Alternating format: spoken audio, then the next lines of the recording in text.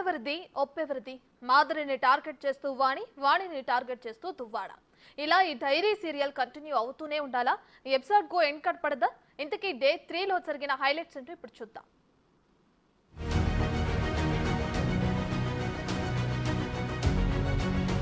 మూడో రోజు కూడా సేమ్ సీన్ రిపీట్. శ్రీకాకుళం జిల్లా రాజకీయాలు దువ్వాడ కుటుంబ కథా చిత్రంతో షేక్ అవుతున్నాయి. నిన్నటి వరకు వాణి మాధురి మధ్య నడిచిన డైలాగ్ వార్ ఇప్పుడు దువ్వాడకు బిగుసుకుంటోంది. శనివారం కూడా దువ్వాడ శ్రీను భార్య వాణి, కుమార్తె హైందవి నిరసన తెలిపారు. దువ్వాడ ఇంటికి వెళ్లి లోనికి వెళ్లే ప్రయత్నం చేయగా పోలీసులు అడ్డుకున్నారు. దాంతో ఆమె అక్కడే బైఠాయించి నిరసన వ్యక్తం చేశారు. శుక్రవారం జరిగిన ఎపిసోడ్తో పోలీసులు దువ్వాడ ఇంటి వద్ద భారీగానే మోహరించారు.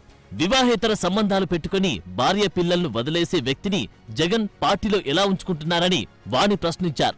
వెంటనే అతన్ని సస్పెండ్ చేయాలని కోరారు. తన డబ్బుతోనే శ్రీనివాస్ రాజకీయంగా ఎదిగారని అన్నారు.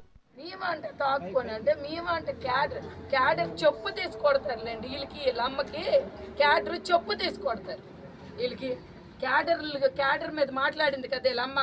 మేము మందులు తాక్కుని ఇరగొట్టుకుని ఏ క్యాడర్ పేర్లు చెప్పమనండి. మేము ఎవరితో మందులు తాగాము ఎవరితోనే ఆ క్యాడర్ జుత్తు పట్టుకొని ఏడుస్తారు ఇలా అందరికి కలిపి. ఒళ్ళు మర్చిపోయి ఎలా బిహేవ్ చేయాలో తెలియని వ్యక్తులు ఇలాంటోళ్ళు మదం ఎక్కిపోయి జగనన్నకి ఇదే చెప్తున్నాను. ఇంత నీచంగా ఇలాంటి వ్యక్తులకి దయచేసి పార్టీ నుండి సస్పెండ్ చేయాలని కోరుకుంటున్నాను.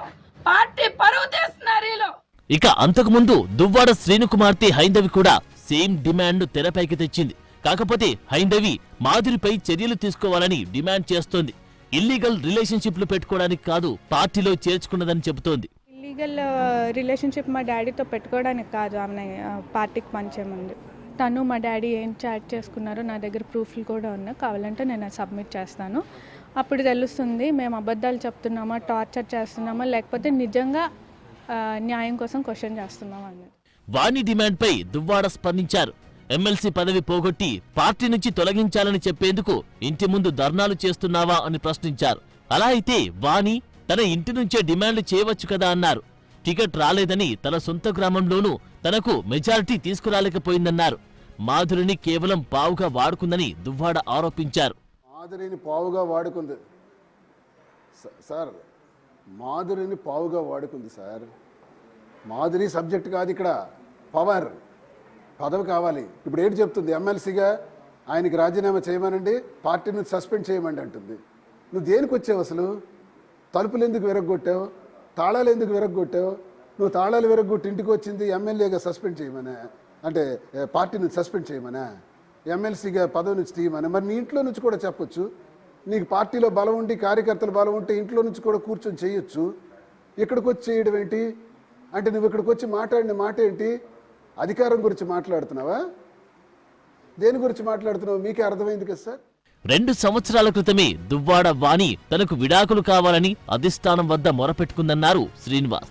కానీ అప్పుడు ఇవ్వలేదని ఇప్పుడు ఇస్తున్నట్టు ప్రకటించారు. మాధురితో తనది లివింగ్ రిలేషన్షిప్ అని సుప్రీంకోర్టు తీర్పును ఉదాహరణగా చెప్పారు. Adultery sir. A married man, a married woman can have a adultery live in. Supreme court judgment కూడా ఉంది. భారతదేశంలో కొన్ని కోట్ల మంది ఉన్నారు అడల్టరీ లివింగ్లో. దీని కింద వస్తుంది. మరి దువ్వాడవాణి నాకు విడాకులు ఇచ్చేయమని అధిష్టానం దగ్గర 2 సంవత్సరాల క్రితం చెప్పింది. నేను ఇవ్వలా. ఇప్పుడు దాపరించిన పరిస్థితులు బట్టి ఈరోజు ఇస్తున్నా. అంతకుముందు మాధురిపై వాణి తీవ్రమైన ఆరోపణలు చేసింది. మాధురి వృత్తి ఇల్లీగల్ ఎఫైర్లన్నారు. దాని నుంచి వచ్చే డబ్బులతోనే పబ్బం గడుపుకుంటుందని ఆరోపించారు. అందుకు మాధురి తీవ్రంగా కౌంటర్ ఇచ్చింది. తనను పదే అవమానిస్తే ఈడ్చి కొడతానంది. ఆవిడ ఏంటంటే వీడియోలు తీసి పెట్టడం, చాలా తప్పుడుగా బిహేవ్ చేయడం. ఇప్పటికీ ఆవిడకి నాకు తెలిసిన 3 మ్యారేజెస్ కూడా అయ్యాయి. అలానే ఆవిడ ఇల్లీగల్ అఫైర్సే కాకుండా ఆవిడ వృత్తే అది.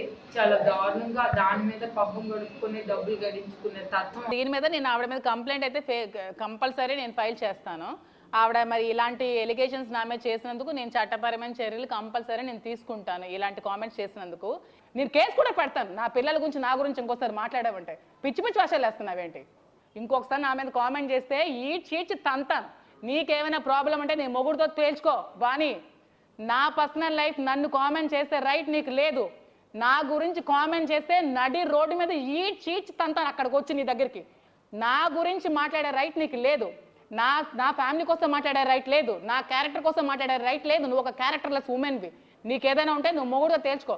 నా జోలికి వస్తే ఇప్పుడు చెప్తున్నాను, మీడియా పరంగా చెప్తున్నాను, పోలీసులు కూడా చెప్తున్నాను. నేను అందరికీ ఎవరెవరు ఉన్నారో న్యాయపరంగా నేను అందరికీ వేడుకుంటున్నాను. నా పర్సనల్ లైఫ్ని కామెంట్ చేసే రైట్ ఆవిడకి లేదు. నీ హస్బెండ్తో ప్రాబ్లం ఉంటే హస్బెండ్తో చూసుకో. నా జోలికి వస్తే నేను తంతాను, నడి రోడ్డు మీద వచ్చి తంతాను. ఎవడు ఆపుతాడో చూస్తాను, ఆపినోడు కూడా తంతాను. ఆపే రైట్ ఆవిడకి లేదు. ఈ ఎపిసోడ్ లో దువ్వాడ శ్రీను తల్లి లీలావతి ఆయనకే అండగా నిలబడింది. వాని వల్లే తన కొడుకు పరిస్థితి ఇలా దిగజారిందన్నారు. ఆవిడ పెట్టే టార్చర్ కు సూసైడ్ చేసుకోవాలనుకున్నాడని, హిమాలయాలకు కూడా వెళ్లిపోయేందుకు సిద్ధపడ్డారని చెప్పారు. విరక్తి చెందిపోయారు. ఇంకా జీవితం నాకెందుకు స్కెల్టన్ మిగిలిపోయింది. ఆఖరికి 3 నెలలు అతనికి భోజనం లేదు. మాకు ఆ సంగతి తెలియదు. ఎలాగున్నారో అన్నయ్య ఎలాగున్నారంటే నేను ఏడుస్తానని, పిల్లలు బాగానే ఉన్నారులే అమ్మా అని చెప్పేసేవారు.